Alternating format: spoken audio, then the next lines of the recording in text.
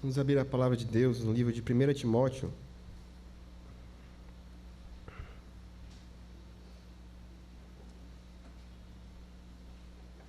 Capítulo 1.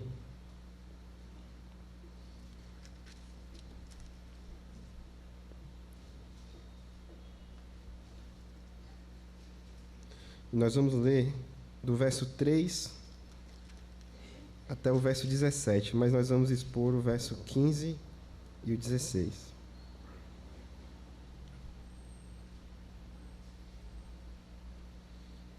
Assim diz a palavra do Senhor. Quando eu estava de viagem rumo da Macedônia, te roguei permanecesses ainda em Éfeso para admoestares a certas pessoas, a fim de que não ensinem outra doutrina, nem se ocupem com fábulas e genealogias sem fim, que antes promovem discussões do que o serviço de Deus na fé. Ora, o intuito da presente admoestação visa o amor que procede de coração puro e de consciência boa e de fé sem hipocrisia. Desviando-se algumas pessoas destas coisas, perderam-se em loquacidade frívola, pretendendo passar por mestres da lei, não compreendendo, todavia, nem o que dizem, nem os assuntos sobre os quais fazem ousadas asseverações.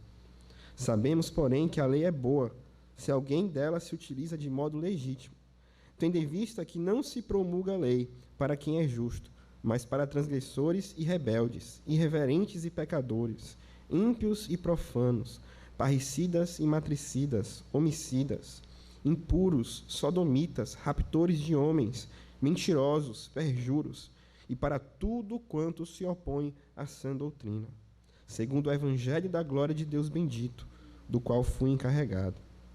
Sou grato para com aquele que me fortaleceu, Cristo Jesus, nosso Senhor, que me considerou fiel, designando-me para o ministério.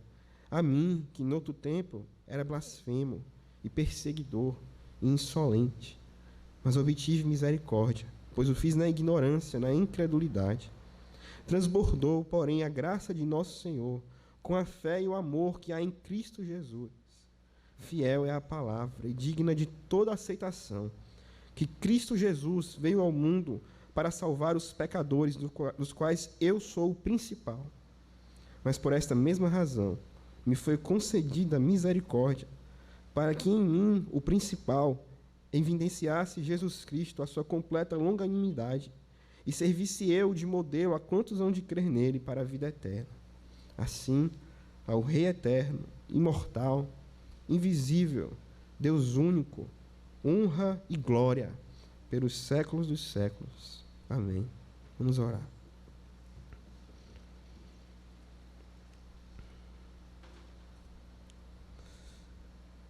Pai, quem, Senhor, habitará no teu santíssimo lugar? Quem, Senhor, estará no topo do monte onde a tua presença habita? Somente aquele que é puro de coração, Senhor, e limpo de mãos, e que vive com toda a integridade, poderá existir na tua presença, Senhor. Ó Deus Santo, Pai Santo, por meio daquele que é este puro de coração e limpo de mãos, aquele que viveu nesta terra com toda a integridade e cumpriu toda a tua lei, ó Pai, perfeitamente, o teu Filho, Jesus Cristo, o Santo de Israel. É que eu rogo, Senhor, que o Senhor escute a minha oração e abençoe esta hora. Ó Pai, na hora da profecia, que seja revelado o segredo dos corações dos homens, e que todos aqui, ó Pai, possam se encontrar nus diante da tua presença, e assim venham corar em arrependimento, Senhor, e ao mesmo tempo, pela fé, receberem todas as vestes brancas, puras e santíssimas da tua justiça, Senhor, que o Senhor nos proveu no Evangelho. Mas, ó Senhor, eu rogo, não deixes que nenhum, a começar de mim, saia daqui sem que isto aconteça, Senhor. Tem compaixão de nós, Senhor. Não queremos estar na Tua presença para Te ofender, mas queremos estar na Tua presença para Te honrar, Senhor, e Te adorar em espírito e em verdade. Portanto, faz conosco, Senhor, o que o Senhor fez na vida do apóstolo Paulo.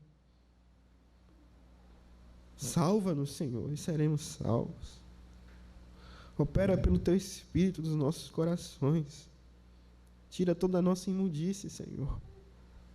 Lava-nos e nos torna mais alvos que a neve. Que o Teu sangue, Senhor, caia sobre nós para nos purificar. E que assim, Pai, o Teu Filho venha olhar para o penoso trabalho da sua alma e ficar satisfeito pela Tua obra em nós, a obra que Ele comprou com o Seu próprio sangue. Ó Senhor, tem misericórdia, perdoa os nossos pecados, nos abençoa nesta hora, te pedimos, em o nome do Senhor Jesus. Amém. Vou repetir o verso 15 e 16 apenas. Fiel é a palavra e digna de toda aceitação, que Cristo Jesus veio ao mundo para salvar os pecadores, dos quais eu sou o principal. Mas por esta mesma razão me foi concedida a misericórdia, para que em mim, o principal, evidenciasse Jesus Cristo a sua completa longanimidade e servisse eu de modelo a quantos hão de crer nele para a vida eterna. Amém. É dito, e creio que todos concordam, que uma das maiores formas de ensino é através do exemplo. Nós podemos falar muitas coisas e passar muitas horas e dias ensinando, inclusive, doutrinas, a palavra de Deus, mas um único mau exemplo tornar aquilo tudo vão. Um pai pode passar dias, anos, educando os seus filhos, ensinando ele a guardar os caminhos do Senhor, que ele deve observar os seus mandamentos, viver de um modo digno de Cristo, que ele deve amá-lo, honrá-lo. Mas no dia que o seu filho observar o próprio pai tratando a sua mãe com desonra, com ira, com violência, quando ele observar o seu próprio pai mentindo diante de uma autoridade, ele certamente tomará mais em conta este mau exemplo que o seu pai deu do que todos aqueles dias que o pai tentou inculcar na sua cabeça que ele não deveria fazer essas coisas. Tem uma história que eu li recentemente de um pai que ele tinha 2 filhos, um de 7 anos e um de 3 anos. E ele foi levar os filhos ao circo. E no circo, na bilheteria, era dito que crianças a partir de 6 anos, elas pagariam R$20, e crianças menores que 6 anos não pagariam nada. E quando chegou lá, diante do circo, na bilheteria, diante da moça que vendia, perguntaram a idade dos filhos. E ele disse, olha, um tem 7, o outro tem 3. E então, a moça falou, olha, eu nem sabia diferenciar. Se você me falasse que seu filho tem apenas 6 anos, eu não conseguiria perceber que você estava mentindo. E você teria, então, economizado R$20. E o pai respondeu, olha, isso é verdade, mas eu não poderia fazer isso. Porque se eu economizasse esses R$20 para mentir na frente do meu filho, que ele tinha 6 anos, porque ele sabe que ele não tem essa idade, ele tem 7, ele nunca mais esqueceria disso. E ele ia se lembrar sempre que o seu pai mentiu. Isso é uma ilustração que realmente mostra bem a importância do exemplo, a importância de vivermos aquilo que ensinamos, que pregamos, que lutamos para educar os nossos filhos. E isso é algo que as Escrituras também enfatizam. Por diversas vezes nas epístolas, o apóstolo Paulo vai escrever nas suas cartas para que o povo de Deus observe o seu próprio comportamento. Inclusive, num texto que nós lemos agora na leitura corrente, ele faz isso. No versículo logo depois daquele que lemos em 1 Coríntios, ele diz: sede meus imitadores, como eu sou de Cristo. Observem o meu comportamento como eu ando diante do Senhor, como eu observo a sua lei, como eu amo. E façam assim, esse é o caminho que vocês têm que fazer. E na epístola de Timóteo, ele trabalha da mesma forma. Paulo escreve a Timóteo como um pai. Ele chama Timóteo diversas vezes de seu verdadeiro filho na fé.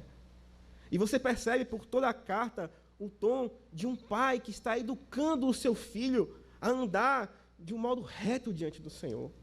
Não apenas um filho no sentido de uma criança, mas até mesmo de um pastor da igreja do Senhor, de um jovem cristão. É como se Paulo estivesse ali como um apóstolo do Senhor, mas também como um pai, como um irmão mais velho, como um ancião da igreja, como alguém que gerou Timóteo do seu ventre, por assim dizer, ensinando Timóteo: você deve proceder assim na igreja do Senhor, você deve agir assim na missão que eu lhe dei, você deve se portar de tal e tal forma como eu me portei. Olha o meu exemplo, Timóteo. E nós percebemos isso logo no começo da epístola, no versículo 3, quando ele dá uma missão para Timóteo. Ele diz: quando eu estava de viagem rumo da Macedônia, te roguei que permanecesses ainda em Éfeso. Para quê? Para admoestares a certas pessoas, a fim de que não ensinem outra doutrina. Ele deu uma missão para Timóteo de que ele ficasse naquela região e que ele exortasse aqueles irmãos, aquela igreja, que eles se preocupassem em não ensinar outra coisa diferente da que o apóstolo Paulo ensinava. Em outras palavras, lembre-se do meu exemplo, lembre-se do meu ensino, lembre-se da doutrina que eu entreguei, que é o Evangelho do Senhor Jesus Cristo, e não faça diferente, e não deixe que a igreja faça diferente, siga o meu exemplo. E isso vai sempre acontecer nas suas epístolas. E de forma, meus irmãos, semelhante ao exemplo, nós podemos dizer que a fé experimental, ela tem essa eficácia. Uma coisa é nós falarmos de Cristo, falarmos do seu Evangelho apenas como um conto de fadas, uma teoria que alguém inventou, uma história que nós ouvimos desde criança, e então agora nós compartilhamos com o nosso próximo. E outra coisa é nós falarmos disso quando nós cremos nisso de todo o nosso coração. E quando nós vivenciamos isso como uma realidade nas nossas vidas. Como algo que nós, como muitos eu já ouvi dizer, né? Inclusive o pastor, que crê nisso mais do que a pessoa que está na sua frente ou a cadeira com que está sentado. Deus, esse Deus invisível, esse Salvador do mundo, esse Messias é algo real, algo palpável. Algo que nós cremos de todo o coração. Quando alguém fala de Cristo assim, quando alguém ensina a Cristo assim, prega o Evangelho dessa forma, há uma certa eficácia, como há quando um pai dá um bom exemplo para o seu filho. E essa eficácia é aqui presenciada mais uma vez nessa epístola, nesses versículos que eu quero expor hoje. O apóstolo Paulo aqui está falando da vida dele. Se vocês observarem a partir do verso 12, em especial, ele vai dar um breve testemunho da sua vida. Ele vai dizer que é grato para com Cristo Jesus, que o designou para o ministério, considerando ele fiel. A ele, que no outro tempo era blasfemo, perseguidor e insolente. Mas obteve misericórdia. E no versículo 14 diz que transbordou a graça do nosso Senhor com a fé e o amor que há em Cristo Jesus na vida de Paulo. Paulo está dando um breve testemunho do que aconteceu com ele quando ele vivia na incredulidade, na ignorância, como o Senhor o alcançou, quando ele era um blasfemo, um perseguidor, um insolente, e o transformou por completo, de modo que agora ele abunda em fé e amor, na graça em fé e amor que há em Cristo Jesus. Paulo, então,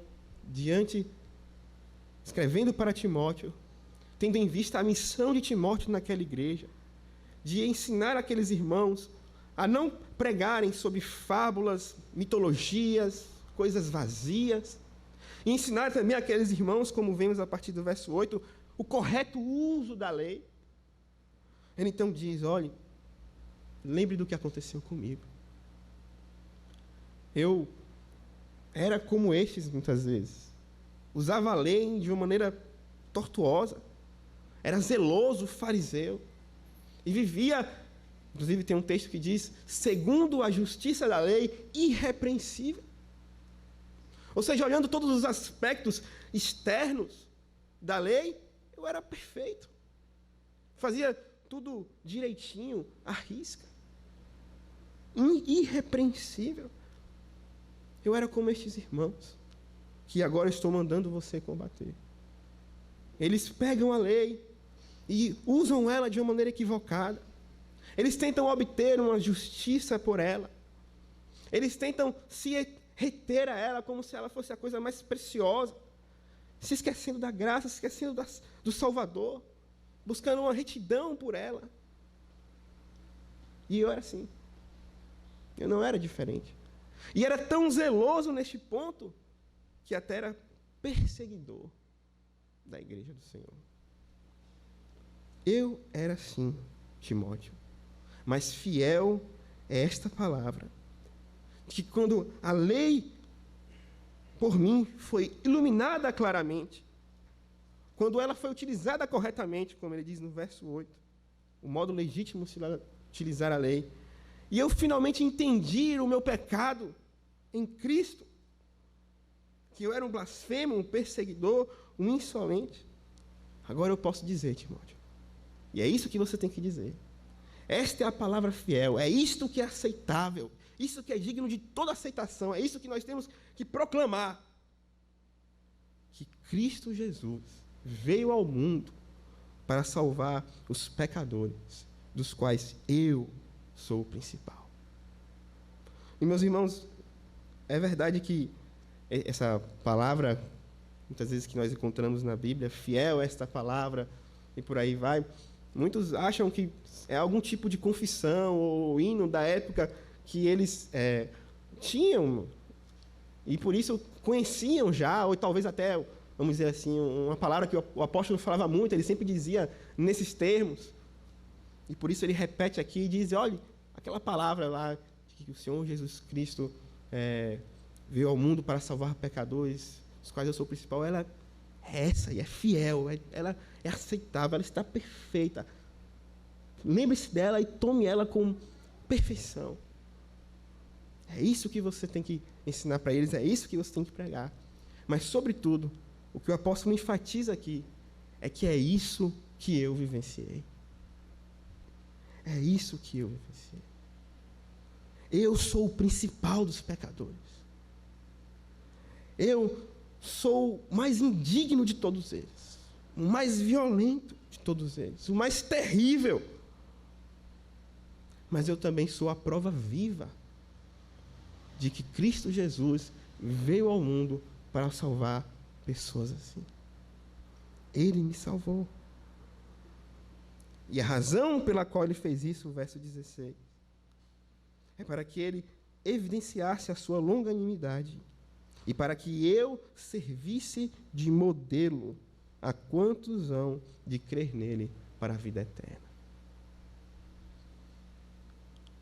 Meus irmãos, o apóstolo Paulo está simplesmente olhando para aquela igreja, olhando para Timóteo, a missão que ele tem, e dizendo, olha, a maneira que nós temos que tratar dessa situação da igreja, de como eles estão lá se preocupando com essas fábulas e genealogias sem fim, como ele diz versículos antes, como eles estão usando essa lei de modo errado, não estão entendendo como é que utiliza ela.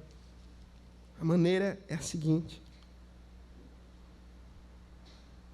eles precisam compreender qual é a verdadeira utilidade da lei de nos levar a Cristo.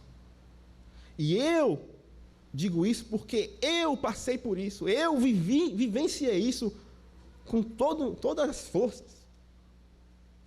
Cristo veio ao mundo salvar pecadores, dos quais eu sou o principal. E, meus irmãos, essa conexão, ela talvez fica mais clara, e por isso eu li o capítulo todo, quando você lê dos versos 8 até essa parte, onde ele explica claramente como a lei deve ser utilizada. Tendo em vista que verso 9, não se promulga a lei para quem é justo, mas para transgressores e rebeldes, irreverentes e pecadores, ímpios e profanos, parricidas e matricidas, e por aí vai, até o verso 11, que ele diz, segundo o evangelho da glória do Deus bendito, do qual eu fui encarregado.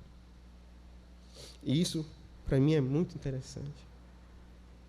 Paulo, ao encontrar o evangelho, teve uma mudança na sua visão de todas as coisas da vida, inclusive da lei. A maneira como ele enxergava a lei mudou a partir do momento que ele encontrou a Cristo e conheceu o seu evangelho. E segundo o evangelho da glória de Deus, do qual ele recebeu, do qual ele foi encarregado, essa lei, de modo legítimo, se utiliza para convencer pecadores, para humilhar corações, quebrantar corações, tornar os corações amolecidos diante da presença de Deus. Não é algo para ficar discutindo de maneira a ver quem conhece mais e um se ensoberbecendo acima do outro e por aí vai, não. É algo que é para quebrantar, dobrar joelhos, humilhar pessoas diante de Deus e trazê-las para Cristo. E aí que eu imagino ele escrevendo isso, não se conteve e lembrou da sua própria experiência e disse, olha, eu sou grato a Deus, o Senhor que me considerou fiel, me deu esse ministério, porque eu era blasfemo. Quando eu finalmente entendi o significado da lei, eu descobri que eu era blasfemo. Não era zeloso de coisa nenhuma, não era reto como eu pensava, eu era blasfemo. Você já conseguiu imaginar o apóstolo Paulo dizendo que era blasfemo? Eles, como fariseu que era, certamente tinha muito temor, muito cuidado para pronunciar o nome de Deus. Certamente ele tinha muita reverência quando ele falava de Deus, da sua palavra, das coisas do Senhor. Como um bom fariseu, vamos dizer assim, ele não era alguém que tomava o nome do Senhor em vão, como nós vemos facilmente hoje em dia. Mas aqui, quando ele finalmente entendeu, pela luz do Evangelho, o que era a lei de verdade, ele se viu como um blasfemo. E mais, perseguidor. Ele achava que ele fazia a obra de Deus, como o próprio Senhor Jesus e ele e os apóstolos ensinaram, que muitos viriam que perseguiriam a igreja, julgando com isso estarem fazendo a obra de Deus, agradando a Deus, glorificando a Deus. E ele achava isso também. Ele achava que quando ele estava compactuando com a morte de Estevão, Deus estava sendo exaltado com aquilo, glorificado, era uma forma de zelo santo pela palavra de Deus, uma luta contra os inimigos do Senhor. Mas agora não.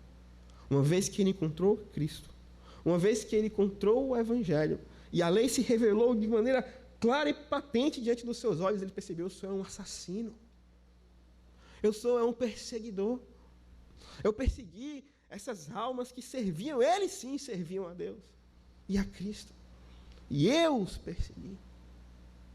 E mais, ele diz, um insolente. E insolência passa exatamente a ideia de soberba, de arrogância, de alguém que tinha uma atitude precipitada, com arrogância, de bater de frente, achando que estava certo, vamos dizer assim, mas estava completamente errado. Ele não passava de um insolente que nada sabia, ignorante, incrédulo. E é isso que acontece quando a luz do Evangelho brilha diante de alguém. A lei ganha a sua real forma, vamos dizer assim. Ela passa a ser utilizada da maneira correta. E a consequência, logo após isso, é um coração humilde e quebrantado diante do Senhor. E ele não se conteve falando como eles deveriam utilizar a lei. Ele lembrou da sua própria experiência, com um coração grato a Deus. Ele reconheceu o que aconteceu com ele. O que então termina nesta frase: fiel é a palavra, digna de toda sensação, que Cristo Jesus veio ao mundo para salvar os pecadores, dos quais eu sou o principal. E, meus irmãos, meu objetivo hoje, de maneira simples, é exatamente trazer esta mensagem. A mensagem que o apóstolo Paulo conheceu experimentalmente e instruiu Timóteo a passar. De que há um Salvador para o principal dos pecadores. Que uma vez que chegamos diante da lei de Deus e vemos a nossa completa miséria, há uma esperança naquele que veio salvar o mais miserável dos homens. Aqui, como já falei, está um exemplo claro de uma pessoa má, de uma pessoa que matou, prendeu, torturou crentes, de uma pessoa que blasfemou do Senhor e fez coisas horríveis em nome do Senhor. Mas ainda assim, diz ele, eu, o principal dos pecadores, fui alcançado por este Jesus Cristo. É verdade, é verdade. Ele veio para salvar pecadores. Oh, meus irmãos, essa é uma gloriosa verdade para todos nós. Muitas vezes, nós somos tentados a olhar para as coisas de Deus e simplesmente não acreditar nelas. Muitas vezes, pelas circunstâncias, tribulações, perseguições e, especialmente, na minha opinião, pela impiedade. Quando nós olhamos para o lado e o que nós vemos é impiedade, impiedade, impiedade. E quando nós olhamos para nós, muitas vezes vemos pecados e mais pecados. A tendência que nós temos é nós nos desanimarmos e pensarmos, não, essa fé, essa religião, ela não está com nada. Eu escuto dela, se fala a respeito dela, mas eu não vejo a eficácia dela. Eu não vejo ela se concretizar na minha própria vida, nem na vida dos meus vizinhos. Então a tendência é muitos desanimarem e pensarem, então isso não é real. Isso não é real. E são muitos os que já apostataram na fé por causa disso. Por causa da incredulidade, da dúvida. O próprio puritano John Bunyan, muitas vezes ele relata que ele teve dúvidas na sua fé. Que Satanás lhe colocou investidas para que ele duvidasse da realidade espiritual da fé. E isso acontece com cada um de nós. Mas como é bom quando nós vivenciamos olhando para a vida de algum irmão e pela transformação que há na sua vida, pela santidade que há na sua vida, pelo poder que Deus manifesta transformando a vida daquele irmão, nós temos a esperança e a certeza de que essa fé é real. É incrível quando isso acontece. Quando nós conhecemos um crente de verdade, vamos dizer assim, e nós percebemos, rapaz, se tem algo que me mostra aqui claramente que esse Deus existe, de que Jesus Cristo salva pecadores, de que há uma esperança nos céus, é quando eu olho para este irmão.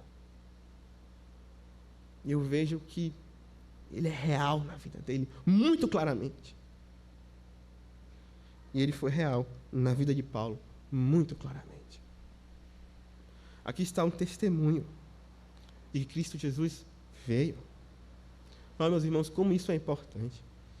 Eu lembro daquela passagem de João, quando Lázaro morre, que eu já tive a oportunidade de expor isso aqui uma vez, que o Senhor Jesus vem à cidade e fica fora da aldeia por um tempo, perto, nas redondezas. E então Maria e Marta sabem que ele estava por ali. E Marta vai ao encontro do Senhor. E no meio da conversa com o Senhor, em outras palavras, ele fala a respeito da ressurreição dos mortos no último dia. Ele diz sobre a ressurreição e diz que se ela que ela cresce nele, que ele era a ressurreição e a vida. Mas o que eu me lembro é que logo no começo do texto, da conversa deles, quando ele cita a ressurreição inicialmente, Marta, em outras palavras, diz assim: eu sei, Senhor, eu sei que ele há de ressuscitar no último dia. Eu sei que isso vai acontecer. E a impressão que eu tenho toda vez que eu leio esse texto é que o Senhor estava querendo mostrar para ela de que Ele era a ressurreição e a vida, que Lázaro estava dormindo, mas que Ele iria ressuscitá-lo. E que Ele estava com ele, Ele morreu com Cristo, estava tudo bem com Ele, que ela não ficasse desesperada, que ela não ficasse angustiada, que ela fosse consolada com isso. Mas a verdade é que muitas vezes as verdades mais simples do Evangelho parecem não nos consolar por causa da nossa incredulidade. E ela deveria sim lembrar da ressurreição no último dia e pensar, é mesmo, por que eu estou preocupada? Eu vou rever o meu irmão Lázaro no último dia, ele vai se levantar dos mortos, ele vai receber um corpo de glória, nós vamos estar juntos nos céus com o nosso Salvador e vamos adorar. Por que eu estou me preocupando?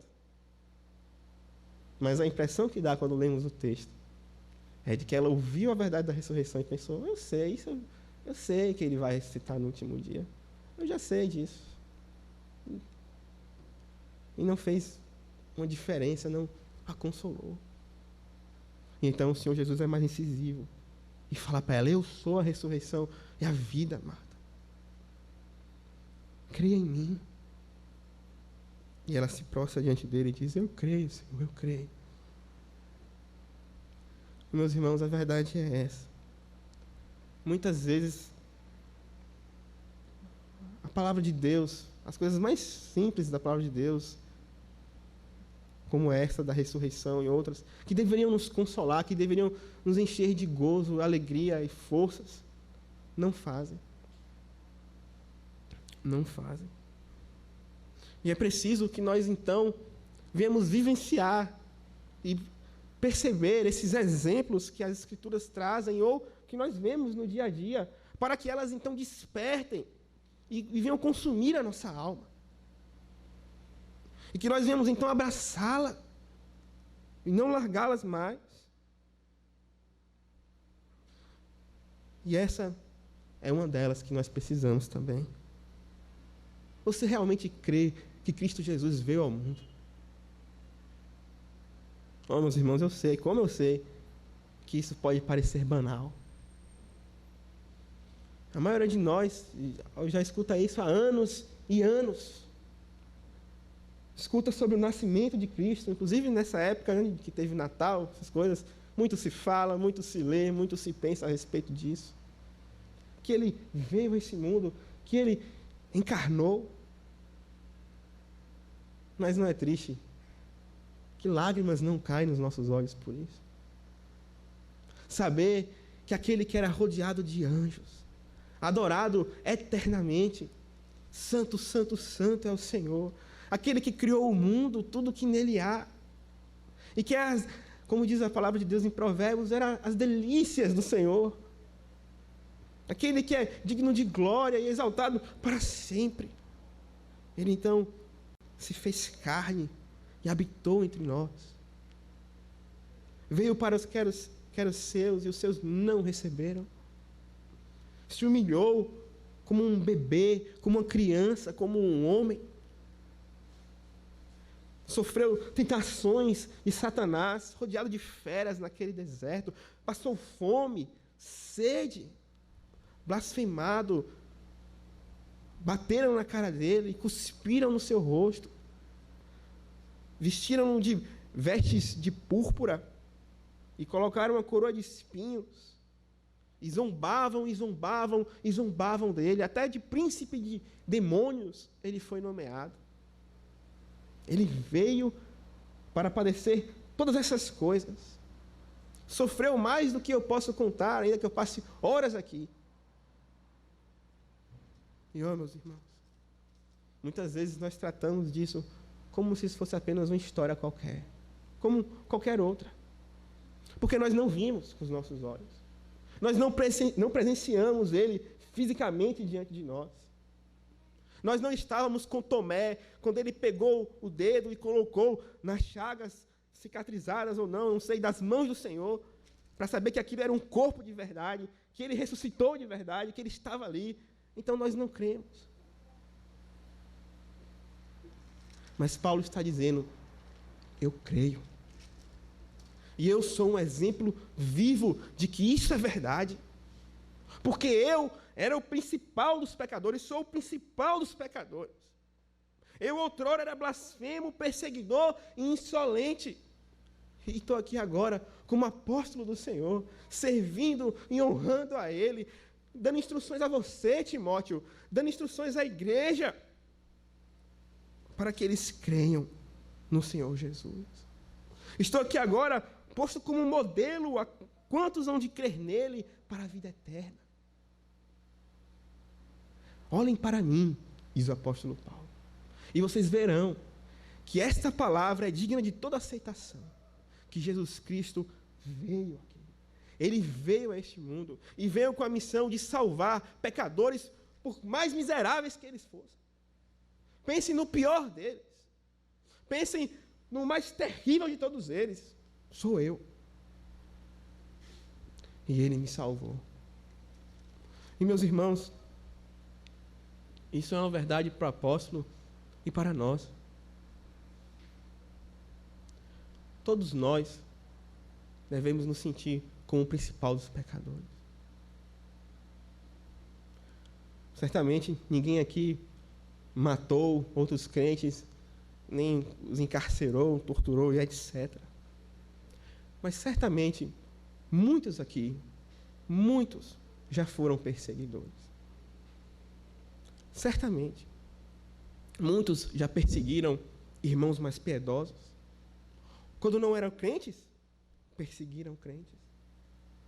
Trataram crentes como se eles fossem seres inferiores. Zombaram da fé. Zombaram de Deus. Fizeram piadas dele. Certamente, muitos aqui já perseguiram ao Senhor e a sua igreja. Se não o fazem, ainda hoje. Ainda hoje, muitas vezes, perseguem a igreja do Senhor. Mas não são apenas os perseguidores que são os principais dos pecadores. Talvez você possa ser considerado o principal dos pecadores porque você peca mesmo com toda a luz que o Evangelho já lhe deu. Já pensou? Todo o conhecimento bíblico, todo o conhecimento teológico, todo o conhecimento a respeito da natureza, dos ofícios, da pessoa do Senhor Jesus Cristo, da cruz. Já pensou todo o conhecimento que você tem da glória de Deus, todas as vezes que você sentou nessa cadeira e ouviu das coisas dos céus, e participou dos dons celestiais, e foi iluminado pelo Espírito? E você sentiu, muitas vezes, fortes emoções, como, por exemplo, talvez, no último domingo, você estava aí no culto, ouvindo a pregação, e a pregação falou com você. E você sentiu um forte desejo de chegar em casa, orar, meditar, clamar diante de Deus pelos seus pecados que foram confrontados naquela mensagem, se arrepender deles, se consagrar mais ao Senhor, e pensou, essa semana será diferente, essa semana eu me consagrarei mais, essa semana eu serei mais fiel, essa semana eu amarei mais o Senhor, eu honrarei, eu glorificarei o seu nome. Mas não bastou alguns minutos depois do culto, e muitas vezes você já estava fazendo pior do que fazia antes. Não, meus irmãos, eu sei que isso acontece, eu sei. E isso é algo que nos deve fazer pensar. Não sou eu o principal dos pecadores? Se Sodoma e Gomorra vissem o que eu vi e presenciassem o que eu presenciei, não teriam eles se arrependido?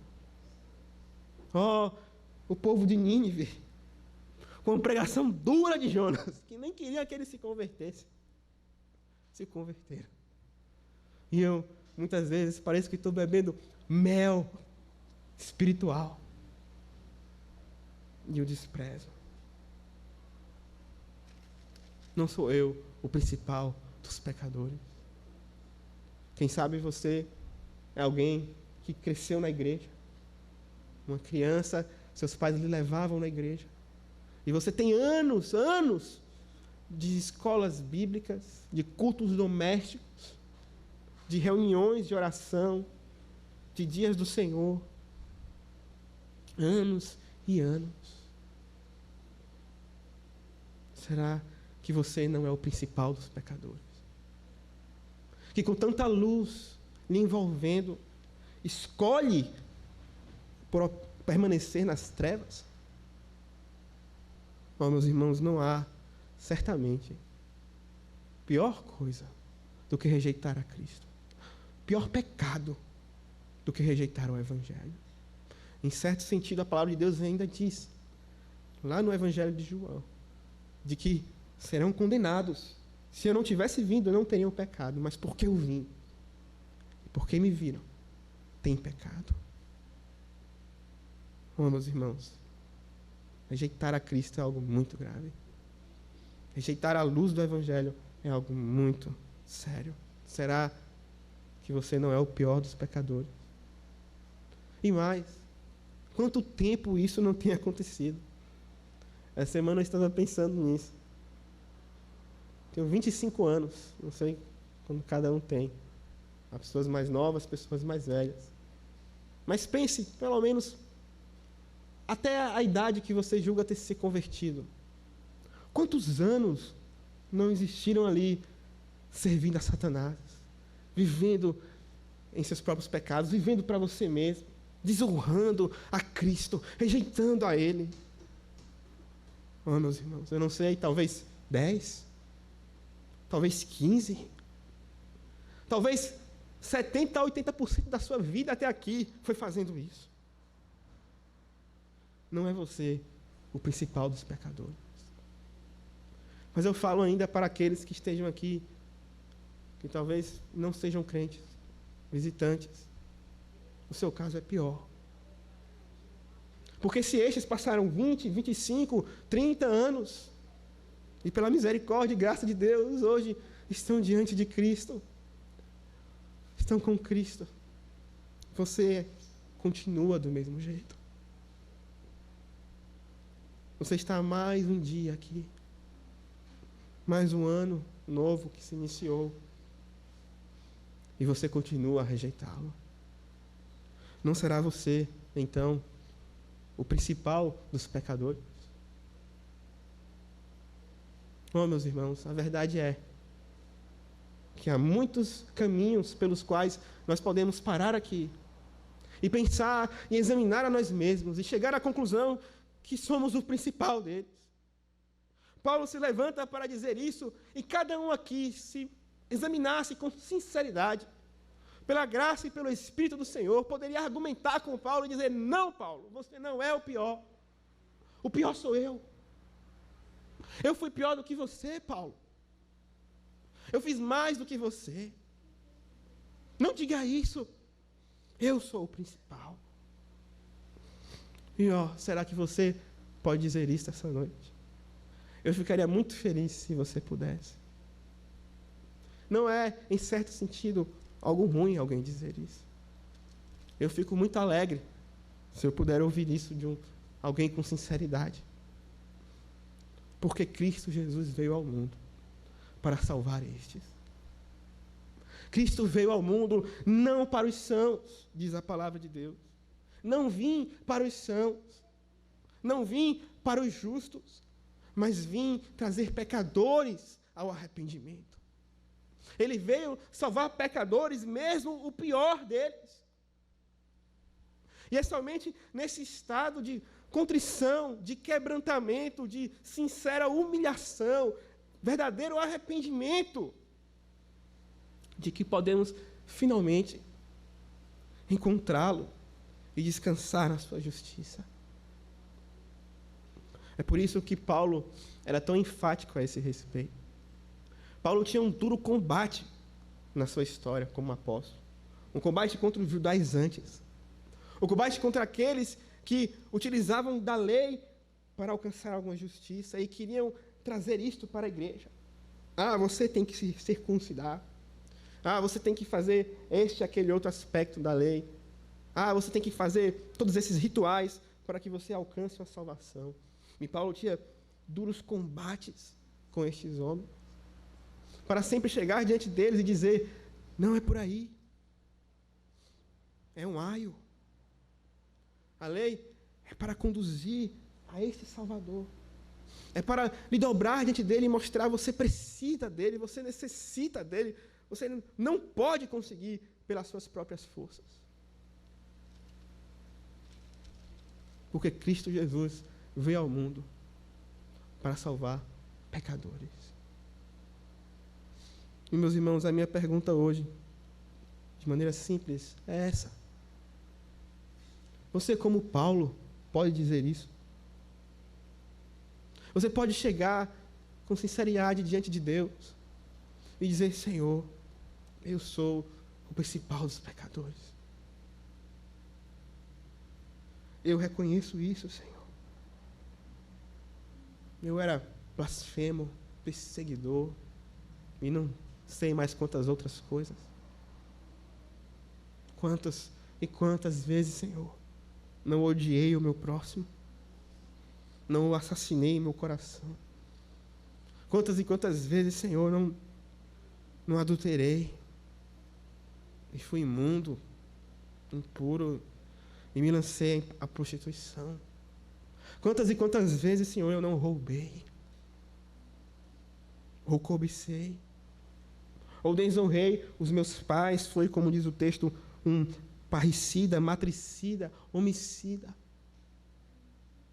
Quantas vezes, Senhor, então, eu não guardei o teu santo dia, ou tomei o teu nome em vão, ou cultuei a ídolos.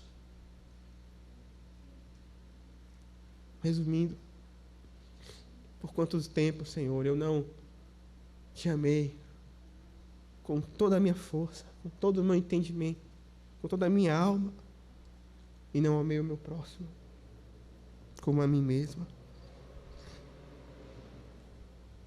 Eu sou um pecador. Se esse é o seu caso, meu irmão, então lembre-se desta palavra. Cristo Jesus veio para pessoas como você. Ele é o poderoso Salvador para o principal dos pecadores. Ele é aquele que tem todas as qualificações, capacitações, todo o poder, obra, justiça, para perdoar, purificar e glorificar alguém imundo assim. Ele é tão poderoso e a sua obra é tão perfeita que ele pode sim e vai apresentar pecadores totalmente santificados diante do seu Pai. A sua noiva no último dia não terá uma mácula, uma ruga, uma mancha. Ela será perfeita diante do seu Deus. Ele tem esta obra, ele tem essa característica. E você quer ver a maior prova de todas elas? Está aqui. Ele fez isso no principal dos pecadores. Ele demonstrou através da conversão de Paulo a sua infinita longanimidade. Quantos anos você passou assim? Quantos anos Paulo não passou também? Perseguindo, matando, desonrando a Deus. Mas ele é longânimo. Se você se arrepender hoje, ele lhe perdoará. Ele lhe transformará. Ele lhe salvará, como fez com Paulo. Paulo é o exemplo da longanimidade de Cristo. E ele está, até hoje, fazendo esta mesma obra. Ele é longânimo para comigo, é longânimo para com você. Se arrependa hoje. Se entregue a Ele e certamente Ele o receberá. Paulo é o exemplo disto, meu irmão, minha irmã. E que você hoje, portanto, se dobre perante Ele. E possa dizer, assim como disse Paulo, uma vez lembrando da sua história, e falando a Timóteo essa palavra. Mais uma vez eu imagino que ele não conseguiu segurar. E ele escreve assim, diante disso, diante de que ele salvou a mim, o principal dos pecadores, para deixar um exemplo claro de que ele salva o pior deles, para que eu fosse de modelo a quantos hão de crer nele para a vida eterna, para demonstrar a sua infinita longanimidade, Assim, a Ele, o Rei eterno, imortal, invisível, Deus único, honra e glória pelos séculos dos séculos. Oh, meus irmãos, é isso que acontece com o principal dos pecadores quando ele se achega a Cristo. Ele não tem palavras mais para se justificar e dizer: eu sou zeloso, perfeito, melhor dos fariseus e etc. Não. Eu sou o principal dos pecadores, mas sou infinitamente grato ao Senhor por ter salvado a mim. E assim eu rendo toda glória e honra para Ele pelos séculos dos séculos. Oh, meus irmãos, como eu desejo que isso aconteça com todos aqui, a começar de mim. Que diante desta palavra venha passar todos os dias da sua vida rendendo glória e honra a este Deus, a este Salvador, Senhor Jesus Cristo, o Rei eterno, imortal, invisível, Deus único e verdadeiro, que se manifesta, que se revela, que salva pecadores. Isso não é uma história, uma fábula. Isso é o Evangelho. E ele é real. E que todos nós possamos, portanto, abraçá-lo e viver para o Senhor Jesus. Vamos orar. Senhor, eu te agradeço, Senhor, por essa oportunidade de ouvirmos a Tua palavra.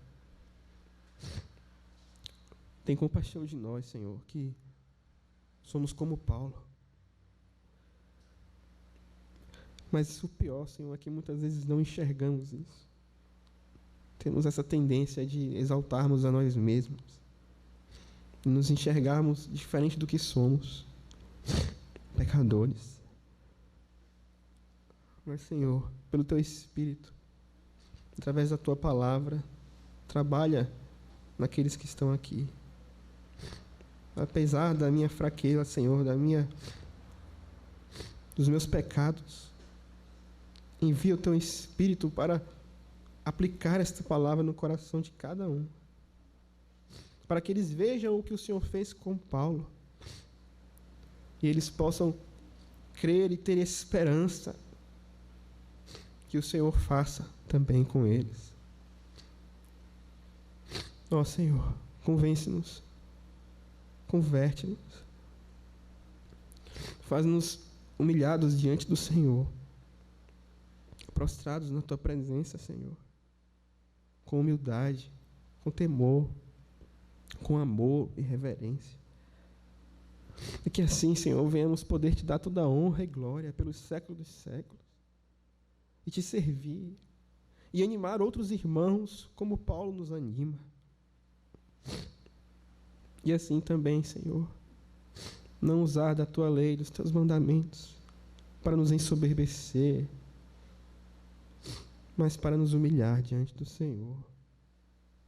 Abençoa, Senhor, a Tua igreja aqui, Teu povo, e abençoa os visitantes.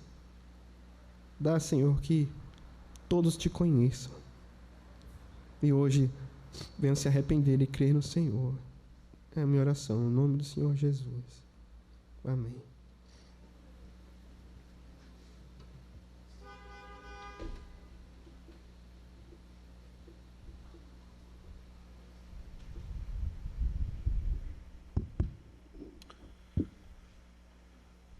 Graças a Deus, meus irmãos, mais essa oportunidade tivemos de adorar o Senhor nessa quarta-feira.